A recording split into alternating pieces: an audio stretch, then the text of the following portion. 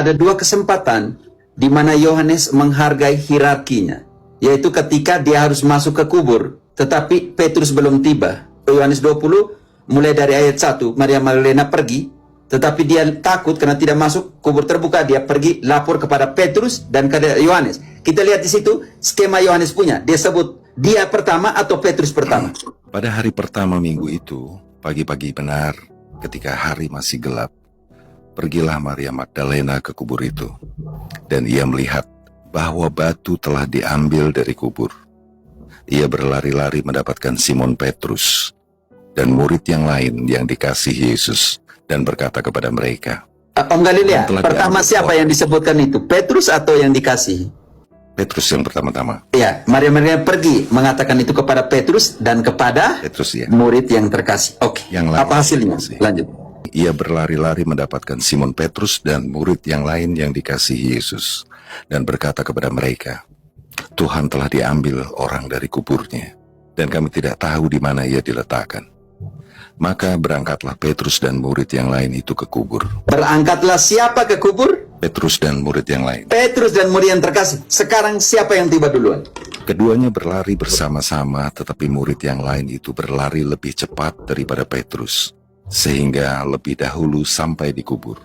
Ia menjenguk ke dalam dan melihat kain kafan terletak di tanah. Akan tetapi ia tidak masuk ke dalam. Tahan dulu. Maka dia tidak masuk karena dia butuh hierarkis yang mengatakan benar dia bangkit. Lanjut. Maka datanglah Simon Petrus juga menyusul dia dan masuk ke dalam kubur itu. Ia melihat kain kafan terletak di tanah. Sedang kain peluh yang tadinya ada di kepala Yesus tidak terletak dekat kain kafan itu, tetapi agak di samping di tempat yang lain dan sudah tergulung. Maka masuklah juga murid yang lain yang lebih dahulu sampai di kubur itu, dan ia melihatnya dan percaya. Siapa yang masuk dahulu? Simon Petrus. Simon Petrus, ya. Dia masuk dahulu. Sekarang ketika mereka memancing, menjala ikan, siapa yang ambil inisiatif? Yohanes 21 bab berikutnya ayat 1, siapa yang ambil inisiatif? Kemudian Yesus menampakkan diri lagi kepada murid-muridnya di pantai Danau Tiberias, dan ia menampakkan diri sebagai berikut. Di pantai itu berkumpul Simon Petrus, Thomas yang disebut Didimus, Nathanael dari Kana yang di Galilea, anak-anak Zebedius, dan dua orang muridnya yang lain. Sekarang siapa yang akan angkat bicara? Otoritas atau siapa? Lanjut. Kata Simon Petrus kepada mereka, aku pergi menangkap ikan.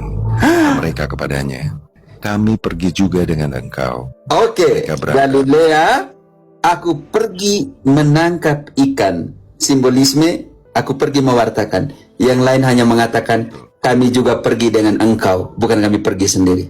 Sekarang, ketika mereka pancing, jala, ayat 7-nya, siapa yang lihat ke darat? Maka murid yang dikasihi Yesus itu berkata kepada Petrus, itu Tuhan. Ketika Petrus mendengar bahwa itu adalah Tuhan, maka ia mengenakan pakaiannya sebab ia tidak berpakaian, lalu terjun ke dalam danau. Kenapa murid terkasih Yohanes tidak pergi langsung ke Yesus? Kenapa dia harus kasih tahu ke Petrus?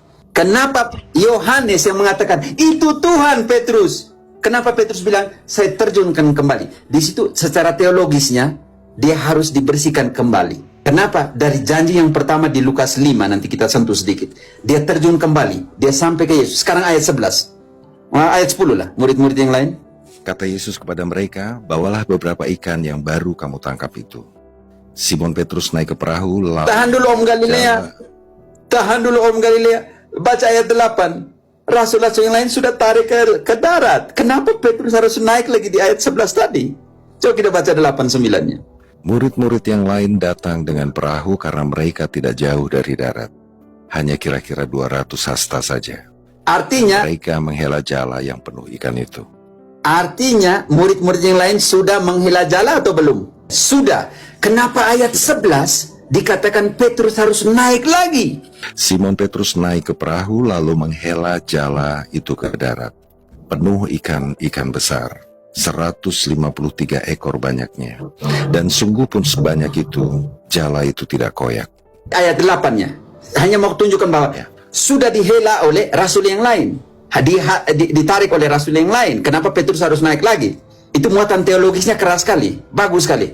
Baca kembali ayat 8. Murid-murid yang lain datang dengan perahu karena mereka tidak jauh dari darat, hanya kira-kira 200 hasta saja, dan mereka menghela jala yang penuh ikan itu.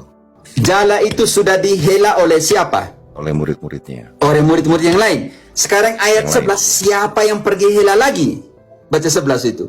Otoritas harus naik dan mengkonfirmasi berapa ikan yang ditangkap. Simon Petrus naik ke perahu, lalu menghela jala itu ke darat, penuh ikan-ikan besar, 153 ekor banyaknya. Teman-teman, tidak ada Walaupun logika. sebanyak itu, Ya, Om Galilea, tidak ada logika. Rasul lain sudah hela, kenapa Petrus naik lagi? Bisa mengerti? Bisa Pak. Jadi memang kewibawaan itu, kewibawaan Rasul Petrus di hadapan rekan-rekannya itu sangat Penting tinggi. sekali. Dan Besar. ingat, memang ketika karena Petrus, dia dipilih oleh Yesus. Iya. Kan, dia dipilih Yesus, jadi seperti pemimpin lah gitu sementara Iya. itu mungkin ya. dia yang harus mengkonfirmasi jumlah ikan yang ditangkap berapa. 153. Dalam konsep mentalitas orang Yahudi secara biblis, 153 adalah jumlah semua ikan yang ada di laut. Artinya pergi menjala semua manusia. Pembaharuan kembali janji Yesus di dalam Lukas 5 ayat 10. Di hadapan Yakobus dan Yohanes, Yesus hanya katakan kepada Petrus, bukan kepada mereka tiga untuk jadi penjala manusia. Demikian juga Yakobus dan Yohanes, anak-anak Zebedeus, yang menjadi teman Simon. Kata Yesus kepada Simon, jangan takut. Mulai dari sekarang kau akan menjala manusia. Pendeta, kenapa tidak kepada Yakobus dan Yohanes? Lanjut. Mereka tiga ada di situ, tidak Om Galilea? Iya, betul. Kenapa katakan hanya kepada Petrus, mulai sekarang jangan takut, engkau akan menjadi penjala manusia. Otoritasnya memang diberikan ke Petrus. Petrus, makanya dia bilang sejak awal mula Allah memilih saya dari antara kalian. Jadi penjala? Jadi apa lagi? Jadi gembala? Tidak ada yang protes, mereka tahu. Ingat tipologinya, perahu Nuh itu ada di perahunya Petrus. Tipologi antitipo atau prefigurnya. Itu baca di ayat 2 di bab yang sama. Yesus pilih perahunya siapa? Ia melihat dua perahu di tepi pantai, nelayan-nelayannya telah turun dan sedang membasuh jalannya. Lalu dia ada dua perahu nih. Lalu dia pilih perahunya siapa? Lanjut. Ia naik ke dalam salah satu perahu itu, yaitu perahu Simon, dan menyuruh dia supaya menolakkan perahunya sedikit jauh dari pantai. Lalu ia duduk dan mengajar orang banyak dari atas perahu. Artinya, ketika Yesus mengajar, siapa yang mengendalikan perahu? Petrus. Petrus Karena akan hebat. Petrus yang menolak perahu itu. Dia akan mengendalikan perahu. Sementara Yesus mengajar. Lanjut sedikit, mereka tidak dapat ikan. Lanjut sedikit ke 6-nya. Dan setelah mereka melakukannya, mereka menangkap sejumlah besar ikan, sehingga jala mereka mulai koyak. Lalu mereka memberi isyarat kepada teman-temannya di perahu yang lain, supaya mereka datang membantunya. Dan mereka itu datang lalu bersama-sama mengisi kedua perahu itu dengan ikan hingga hampir tenggelam. Galilea, saya merinding sedikit dengar. Karena di dalam bab 21 tadi, kata rasul-rasul yang lain, kami pergi menangkap bersama dengan engkau. Masih ingat tadi, Om Galilea? Engkau baca tadi. Ya, betul. Ketika Petrus bilang, saya pergi menangkap ikan, lalu apa kata rasul yang lain? Kami juga pergi Aku ikut. bersama dengan engkau. Dengan engkau, kami juga ikut dengan engkau. Apa yang dibuat oleh perahu-perahu lain ini? Pergi dan